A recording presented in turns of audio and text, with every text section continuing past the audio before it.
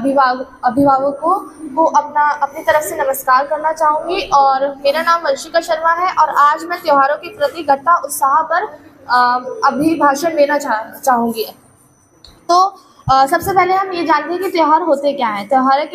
त्यौहार हमें अपने भारत की संस्कृति को दिखलाते हैं कि हमारे भारत की संस्कृति कैसे है। अगर हम कहें तो सबसे ज़्यादा त्यौहार हमारे भारत में ही मनाए जाते हैं।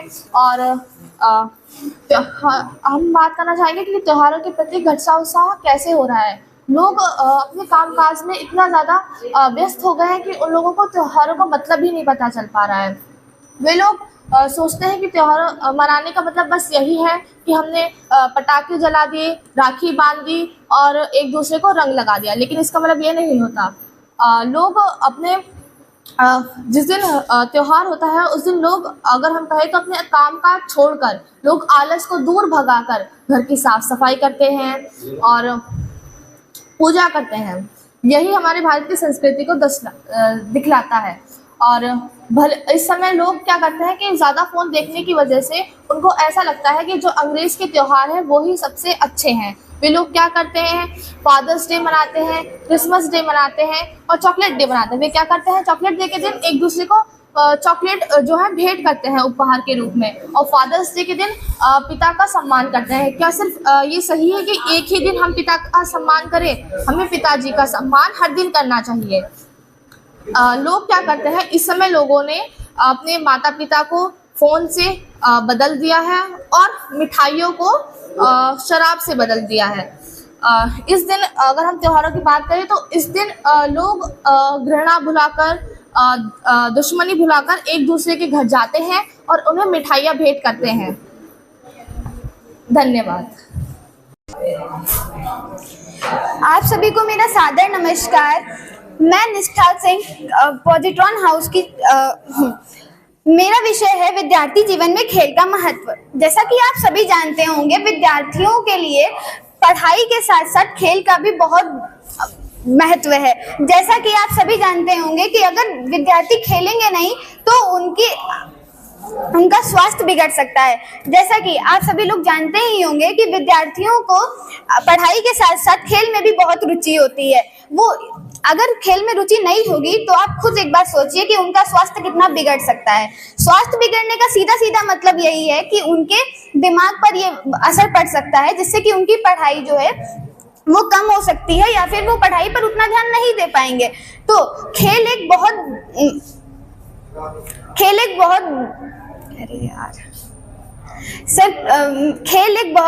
बड़ा मतलब कि खेल बहुत ज़्यादा जरूरी है हमारे जीवन के लिए।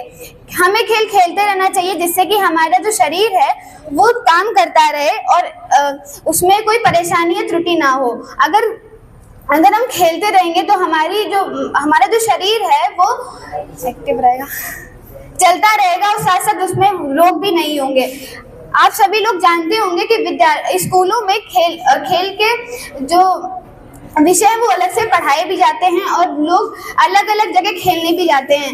खेलने से यही होता है कि हमारा शरीर है वो चलता रहेगा एवं उसमें रोग नहीं होंगे।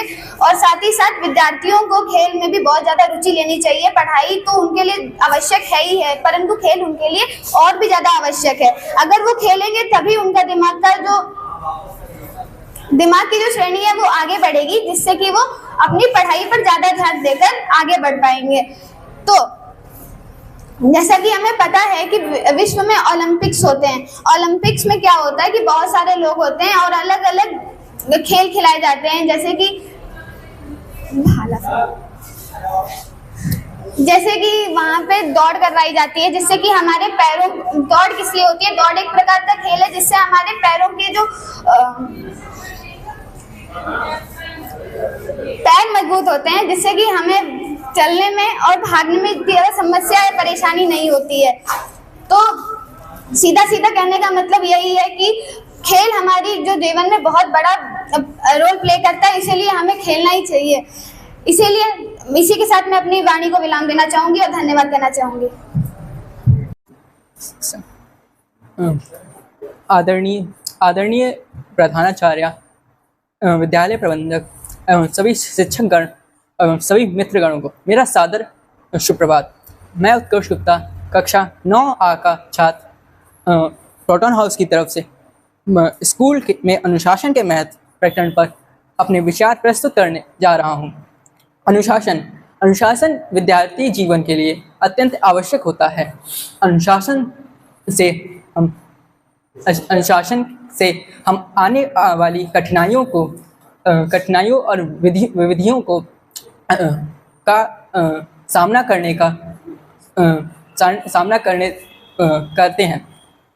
अनुशासन विद्यार्थी अपितु संपूर्ण मानव जीवन में बहुत महत्वपूर्ण होता है। ये हमारे जीवन में अनेक क्षमताओं को, जो हमारे आने वाले जीवन में आवश्यक क्षमताओं को विकसित करता है। अनुशासन जीवन में लक्ष्यों की प्राप्ति के लिए अत्यंत आवश्यक होता है। अनुशासन के बिना हम अपने लक्ष्यों को प्राप्त करना अत्यंत कठिन हो जाता है। मेरा सुप्रभात। मैं सिद्धांत सिंह कक्षा 11 का छात्र हूँ और मेरा विषय है कवि सम्मेलन में उमड़ती भीड़।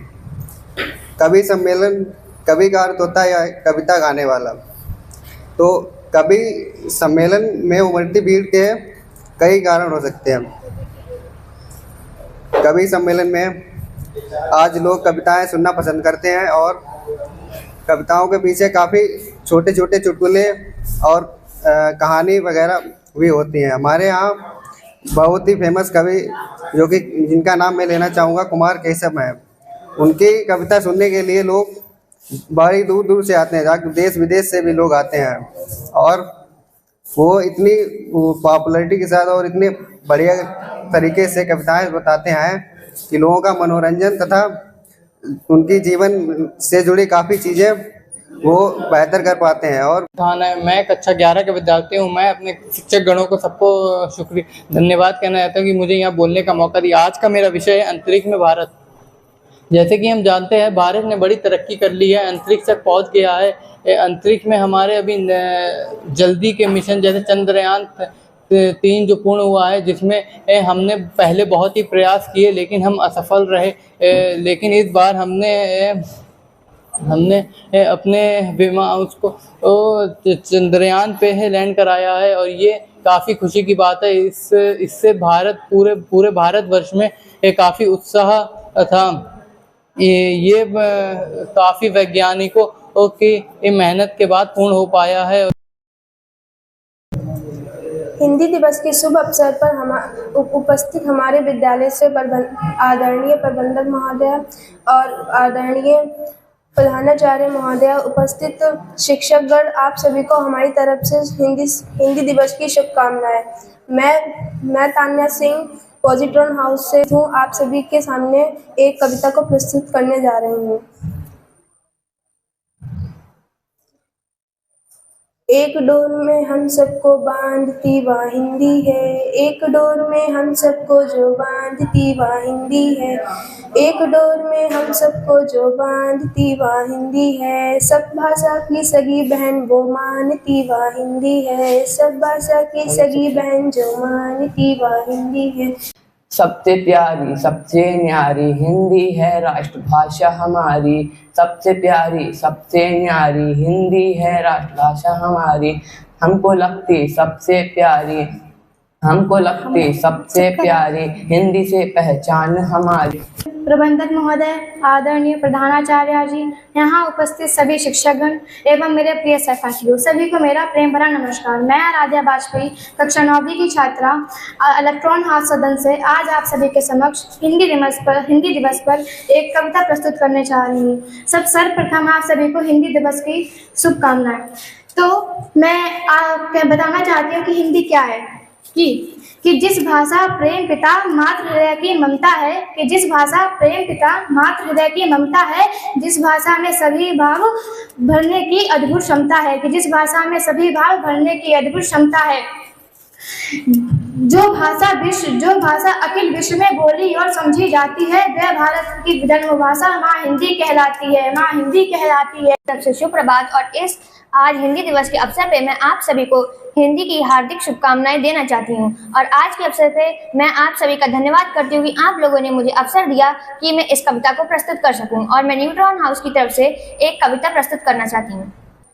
बोलने से हम शर्माते हैं, अंग्रेजी भाषा से आज हम बोलने में घबराते हैं। एक समय था जिस वक्त में पूरे देश में हिंदी का बोलबाला था, आज उसी माँ की आवाज़ में सुबह का उजाला था। आज उसी माँ को हम मॉम बुलाते हैं क्योंकि हम हिंदी बोलने से शर्माते हैं। देश आगे बढ़ गया पर हिंदी पीछे रह गई क्योंकि हम उसी भाषा से नजरें चुराते हैं। हम हिंदी बोलने से शर्माते हैं। वृक्ष भले हों खड़े हों घने हों बड़े, एक पत्र छां भी मांग मत मांग मत मांग मत, अग्निपद अग्निपद अग्निपद। आदरणीय प्रमोदक महोदय, आदरणीय प्रधानाचार्य और यहाँ पे सभी उपस्थित शिक्षकगण, आप सभी को मेरा नमन। मैं रुद्रांश मिश्रा, कक्षा 9 का छात्र, इलेक्ट्रॉन हाउस की तरफ से आप सबके सामने एक कविता प्रस्तुत करने जा रहा हूँ जिसका शीर्षक है गीत गीत। तो ये जो है ये रामधारी सिंह दिनकर के द्वारा लिखी गई है। तो मैं अपनी कविता प्रस्तुत करने जा रहा हूँ।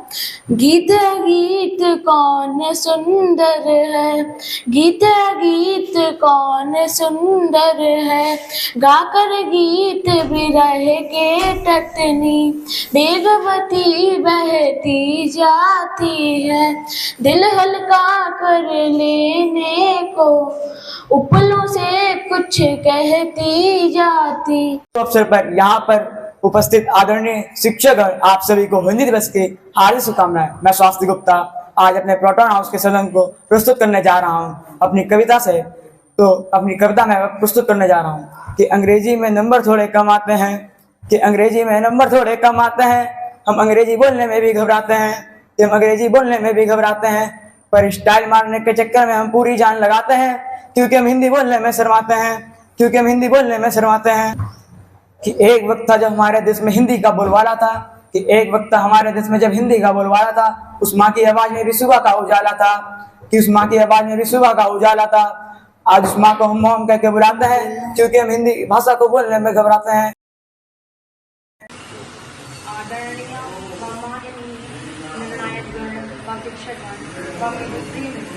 आप सभी को मेरी तरफ से शुभप्रभात। मेरा नाम मैं कक्षा 9 का विद्यार्थी अपने प्रिय मित्रों के साथ यहाँ पे बाल विभाग प्रतियोगिता में शामिल होने आया हूँ। जो मेरा प्रकरण है वह क्या जनसंख्या पर्यावरण के लिए खतरा है, इसके मैं पक्ष में हूँ। आदरणीय शिक्षकगण एवं मेरे सभी मित्रों, आप सभी को मेरी तरफ से सादर नमस्कार।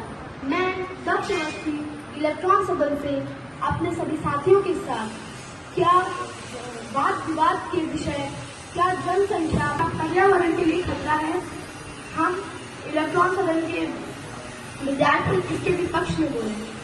पर्यावरण है अगर ज्यादा संख्या होगी तो ज्यादा संख्या के लिए हम लोग को रहने के लिए स्थान चाहिए।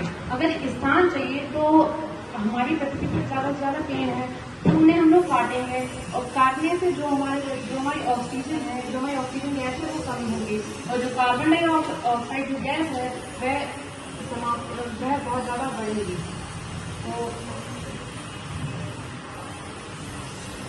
इसके लिए हम पेड़ ना काटने की बजाय जो हमारे पास लैंड बची हुई है उसके ऊपर एक मंजिल के ऊपर मंजिल बना सकते हैं जिससे कि जो लोग हैं वो रह सकें। जनसंख्या ज्यादा बढ़ेगी तो फिर रिसोर्सेज यानी कि संसाधन भी तो ज्यादा होंगे।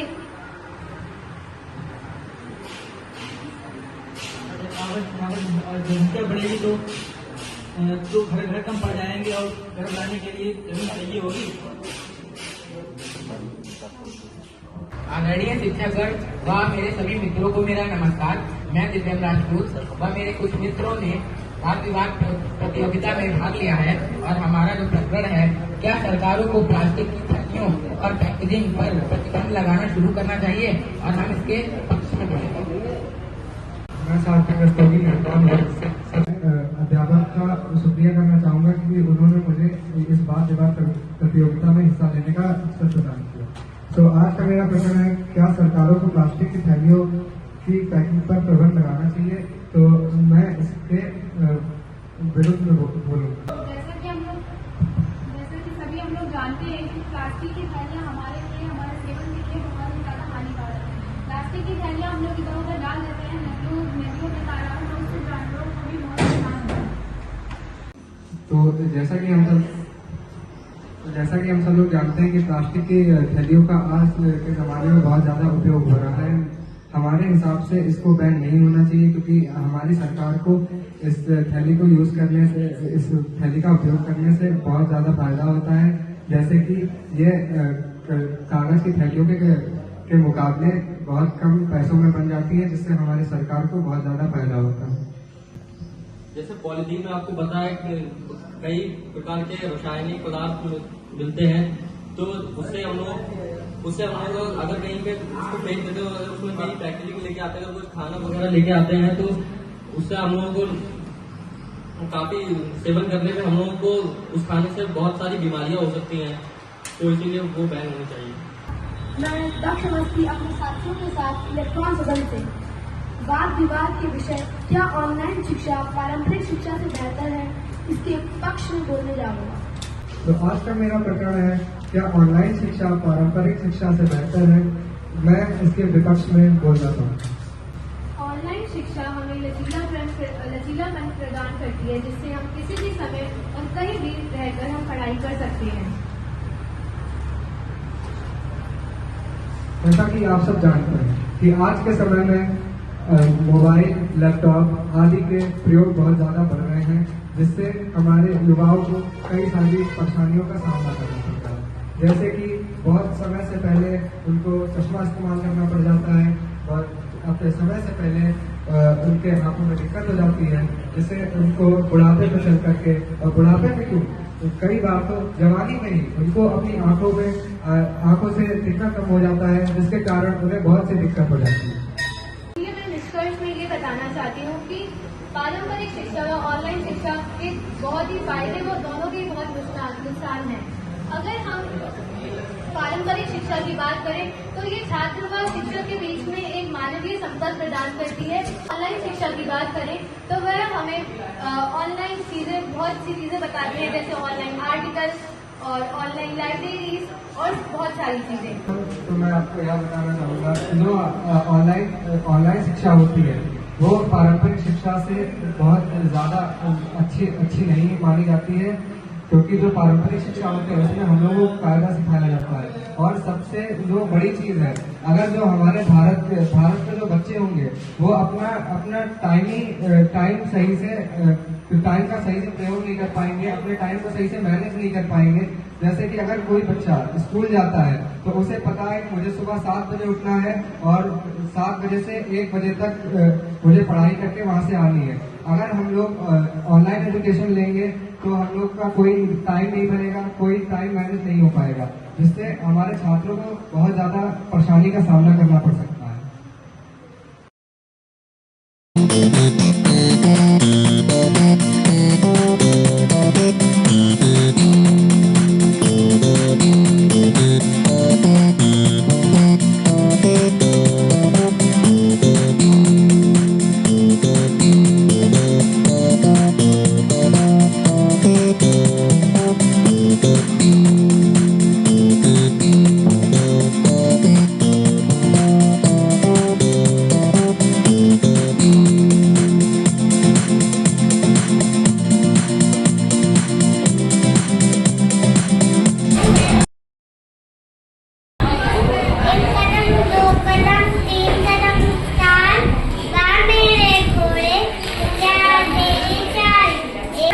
मेरा नाम वैभव है।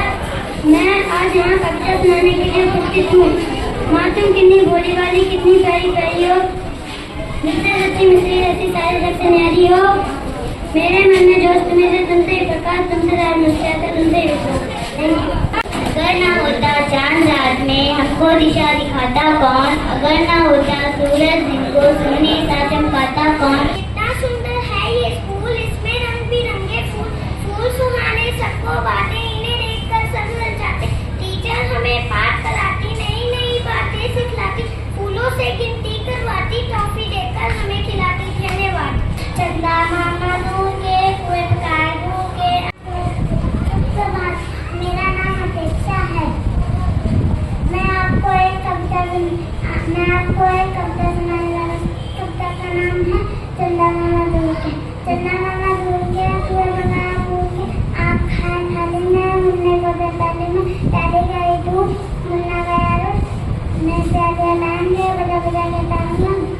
सुनने को मनाएंगे, भारत माँ की शान है हिंदी, हम सबका अभिमान है हिंदी, जन जन की भाषा है हिंदी, भारत की आशा है हिंदी। जी स्कूल गए, बस्ता घर पे भूल गए, रस्ते बढ़ते डरे डरे, पहुंचे गेट पे अरे रे। एक कदम, दो कदम, तीन कदम ताल, भाग मेरे घोड़े क्या तेरी चाल।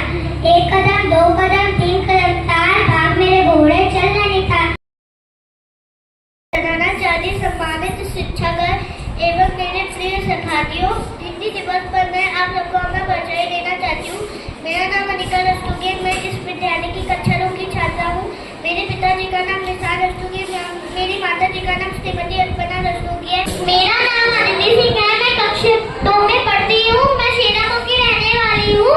मेरे पिताश्री का नाम आशीष कुमार है, मेरी माता श्री का नाम अदिति सिंह है। मेरे पिताश्री सरकारी कर्मचारी हैं। मेरे पिताजी का नाम श्री योगेंद्र सिंह है, मेरी माता जी का नाम श्रीमती कृति सिंह है। मैं कक्षा 2 में पढ़ता हूँ।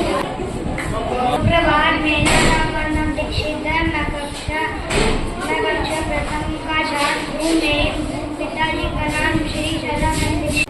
प्रभात, मेरा नाम आराध्या है, मेरी उम्र 7 साल है, मैं कक्षा 1 में पढ़ती हूँ। मेरा नाम आरुषिया है, मैं 8 साल की हूँ। मेरी माता जी का नाम, मेरे पिताजी का नाम श्री राहुल सिंह है। मेरा नाम उन्नति गुप्ता है, मैं कक्षा 2 की छात्रा हूँ। मैं 8 साल की हूँ। मेरे पिताश्री का नाम योगेश है, मेरी माता जी का नाम रश्मि गुप्ता है। मेरे विद्यालय का नाम दक्ष इंटरनेशनल स्कूल है। मेरी प्रधानाचार्य जी का नाम साधना पांडे है। मेरा नाम आयाश कुमार सिंह है, मैं 5 साल का हूँ। मेरे पिताजी का नाम श्री अमितेश कुमार सिंह है। नाम आरक्षित मिश्रा, मेरे पिताजी का नाम श्री सिंधु मिश्रा, मेरी माता है। मैं दक्ष इंटरनेशनल स्कूल में पढ़ता हूँ। मैं कक्षा 1 का छात्र हूँ। मैं दक्ष इंटरनेशनल स्कूल में पढ़ती हूँ। मेरे पिताश्री का नाम राजीव त्रिवेदी। मेरा नाम दिव्यांशी, मैं कक्षा 2 की छात्र हूँ। मैं पारी में रहती हूँ। मेरा नाम आलिया सिंह है, मैं कक्षा 2 में पढ़ता हूँ। मेरा नाम मोहम्मद अली मलिक है, मैं मोहल्ला मौलागंज शहबाज हरदोई का रहने वाला हूँ। मेरा नाम है आयुषी, मेरे पिताजी का नाम दीपू है, मेरी माता जी का नाम श्रद्धा है।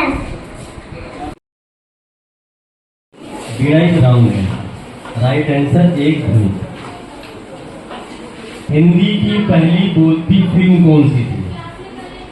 हिंदी की पहली बोलती फिल्म कौन सी थी? ऑप्शन भारतेंदु हरिश्चंद्र, दूसरी मूक बधिर, तीसरी आलम आरा, चौथा ऑप्शन इनमें से कोई नहीं। हिंदी भाषा का क्या नाम है?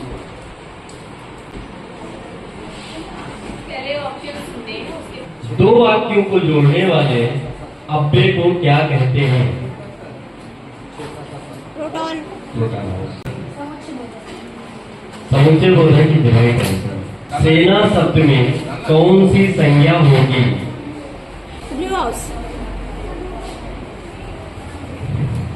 समूहवाचक की डिवाइड आंसर। कर्म के आधार पर क्रिया के कितने भेद होते हैं? 2 इज राइट आंसर।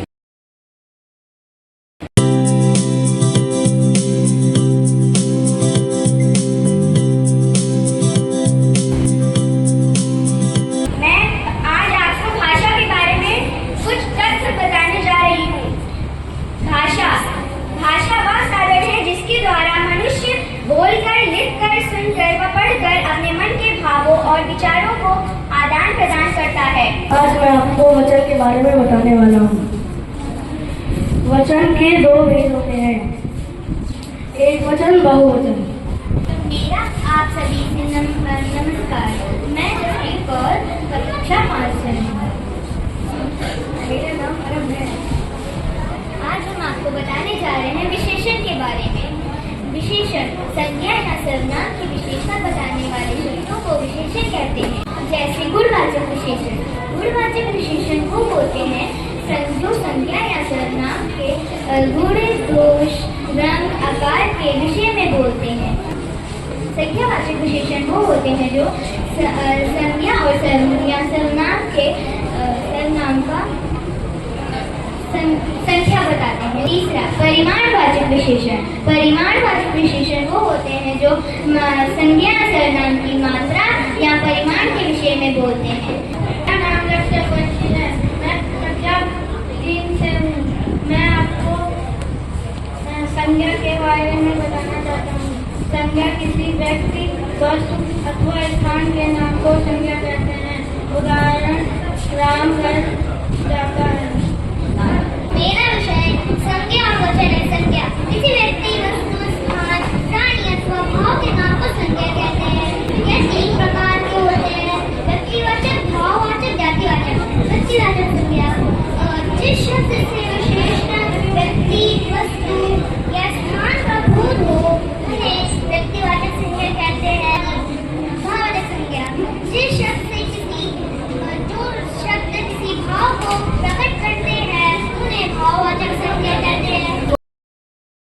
तो आज शुक्रवार सभी को आदरणीय प्रधानाचार्य और शिक्षक, आज मेरा नाम है आयुष कुमार।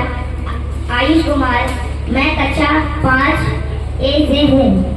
आज मैं प्रेमचंद का जीवन परिचय बताने जा रहा हूँ। प्रेमचंद का जन्म 31 जुलाई 1880 में वाराणसी के पास लमी गांव में हुआ था।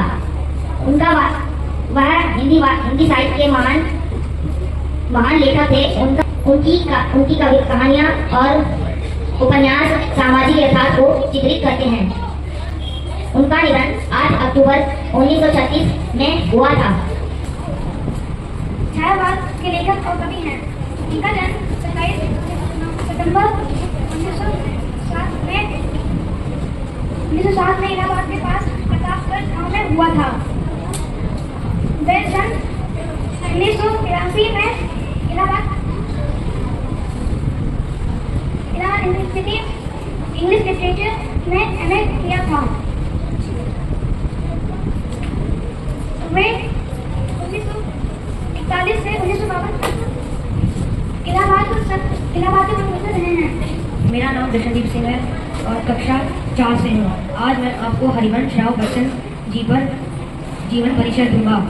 उनका जन्म 27 नवंबर 1907 को हुआ। उनकी पिता का नाम प्रताप नारायण श्रीवास्तव था। उनकी माता का नाम सरस्वती देवी था। उनकी मृत्यु 18 जनवरी 2003 में हुई। हमारी मैं कक्षा 5 का छात्र हूँ। मैं तुलसी प्रेमचंद जी का जीवन परिचय देने जा रहा हूँ। तुलसी प्रेमचंद जी का जन्म सन 1880 ईस्वी में उत्तर प्रदेश के वाराणसी जिले के लम्ही नामक ग्राम में हुआ था तथा उनके पिता का नाम अजब राय तथा उनकी माता का नाम नंदी देवी था। बचपन में ही पिता की मृत्यु हो गई थी।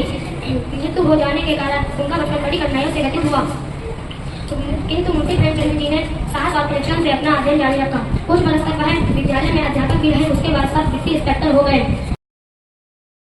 उदास क्या बैठे काकी के पास, ऐसे दादा रविवार छुट्टी होती एक ही बात। सुनो एक पते की बात, सप्ताह में दिन होते 7। Thank you.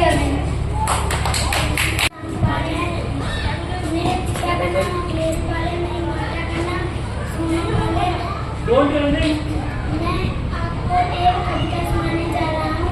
कविता का नाम है नन्ना मुन्ना राई हूँ, देश का सिपाही हूँ। बोलो मेरे संग जय हिंद जय हिंद। मेरा नाम अम्मा है। आज मैं आपको एक कविता सुनाने जा रहा हूँ।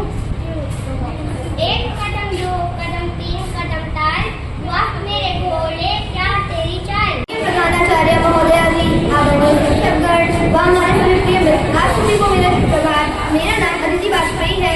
मैं कक्षा 7 की छात्रा हूँ। मैं न्यूट्रॉन हाउस की तरफ से कक्षा हिंदी दिवस के अवसर पर एक कविता प्रस्तुत करने जा रही हूँ। पहन मुकुट हिमालय का गंगा की कलकल से खिलका, पहन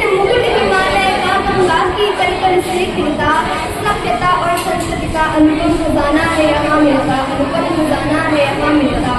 अनगिनत भाषाओं और त्योहारों का ये देश, अनगिनत भाषाओं और त्योहारों का ये देश, भारत है इसका नाम, ये सब देशों में ये सब देशों में ना शीश कभी झुकने दे इसका, ना शीश कभी झुकने दे इसका।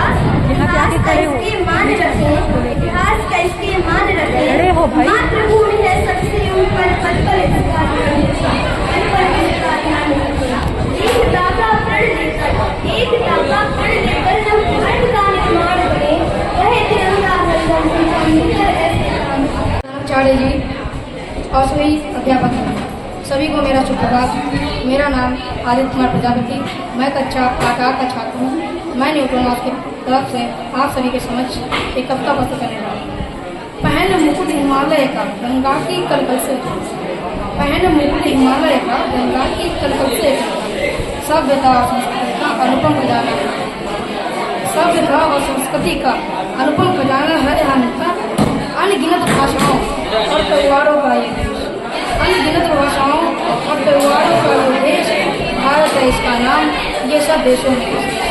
झांसी की रानी बबीता, सिंहासन ही उठे राजवंशों ने वृत्ति तानी थी, सिंहासन ही उठे राजवंशों ने वृत्ति तानी थी, बूढ़े भारत में आई फिर से नई जवानी थी, घूमी हुई आजादी की कीमत सबने पहचानी थी, दूर फिरके तो करने की सबने मन में ठानी थी, चमक उठी संसद टावर में वह तलवार गिरानी थी, बंदे लेकर वालों के मुंह हमने सुनी कहानी थी, खूब लड़ी बरतानी वा तो झांसी वाली रानी थी।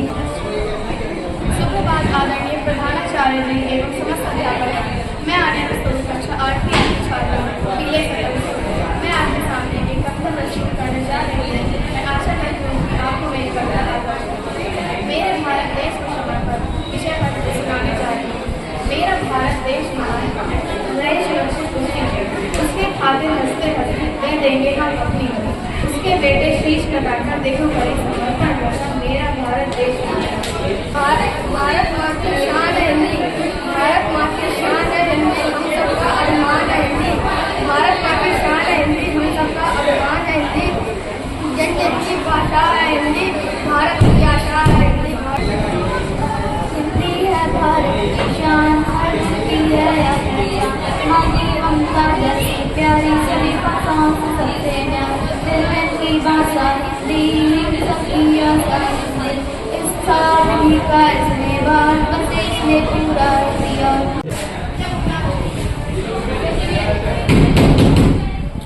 हमारे देश की गाथा विरासत की निशानी है, नहीं ये चंद पन्नों की, ये लंबी सी कहानी है, ये लंबी सी कहानी। हमारे घर के सिरहाने कोई भूखा न सोया, हमारी संस्कृतियों ने शराब पुष्प नहीं बोया। भले रह जाए प्यासे हम साधु की प्यास मानी है। राष्ट्रगीत से दिन का आरंभ हम राष्ट्रगान का करते गुणगान, रक्त सेवा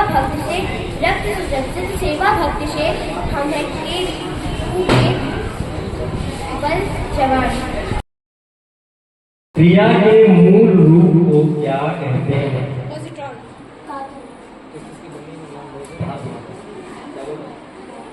धातु इज द राइट आंसर। सजावट शब्द में कौन सी संज्ञा है? भाववाचक इज द राइट आंसर। अगला प्रश्न है, हिंदी में अव्यय के कितने भेद होते हैं? 4 इज द राइट आंसर। कमल शब्द का पर्यायवाची निम्नलिखित में से कौन सा है?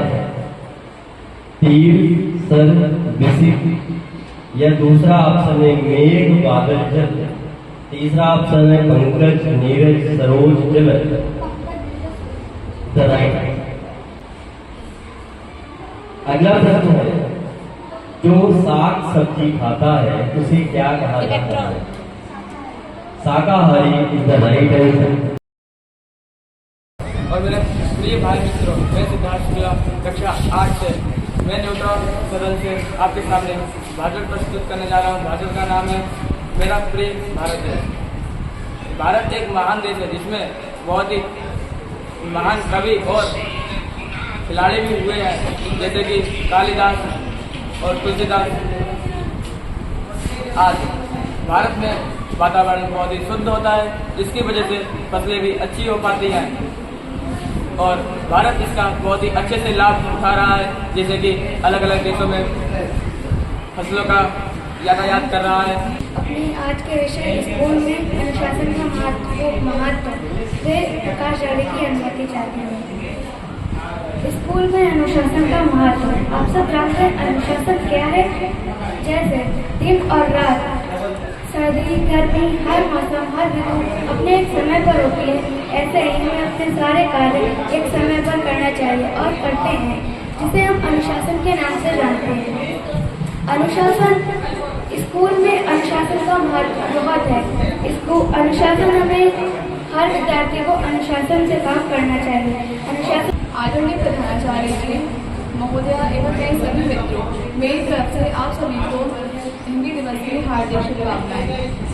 मैं प्रिया फैजान आपकी छात्र आप सभी को अपने विषय साहित्य जीवन का दर्पण पे अपने विचार प्रकट करने चाहती हूँ। साहित्य हमारे जीवन में बहुत बड़ा महत्व है। बहुत से लोग अपने जीवन में, बहुत से अपार लोगों के जीवन में ऐसे पड़ाव आते हैं जब वो हार जाता है, तब वो बहुत सारे कहानियाँ पढ़ते हैं तो उन्हें बहुत प्रेरणा मिलती है कि लोगों को ज़िंदगी में कैसे कैसे कठिनाइयाँ आई और अब उन्होंने उनका कैसे सामना करा। हम इसका उदाहरण ले सकते हैं जैसे गांधी जी का, जिन्होंने हमारे देश को कैसे आज़ाद कराया। उन्होंने बहुत लड़ाई झगड़े मारपीट कुछ भी नहीं करी, उन्होंने बहुत अच्छे से बहुत शांति से हमारे देश को आज़ाद करवाया। मेरा विषय है एक भारत स्वच्छ भारत, एक भारत श्रेष्ठ भारत। और जैसा कि हम सब जानते हैं कि इसकी घोषणा सरदार वल्लभ भाई पटेल ने की थी और 140वीं जयंती को हुई थी इसकी घोषणा। और जैसा कि हम सब जानते हैं कि हमारे देश में बहुत से धर्म हैं और हम इधर उधर होते हैं तो मेरे लोगों का साथ मिलता है और यही सब है। और प्रधानाचार्य, शिक्षक और मेरे प्यारे दोस्तों, मैं दिवस की कक्षा 8 की छात्रा हूँ। आप सभी को नमन करती हूँ।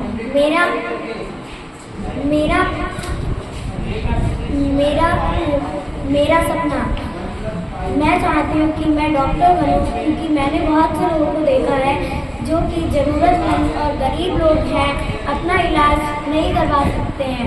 मैं चाहती हूँ कि मैं उनके लिए एक अस्पताल खोलूँ जिसमें उनको फ्री की सेवा मिले। और कुछ ऐसे गरीब लोग हैं जो कि गरीब होने के कारण उनको गलत इलाज मिल जाता है और इससे उनको कुछ रिएक्शन हो जाते हैं। इस रिएक्शन से या फिर उनका देहांत हो जाता है या फिर उन्हें कोई घातक बीमारी लग जाती है। इसलिए मैं चाहती हूँ कि उन लोगों के लिए, उन गरीब लोगों के लिए मैं एक स्कूल खोलूँ जिसमें वे पढ़ सकें और आगे बढ़ सकें।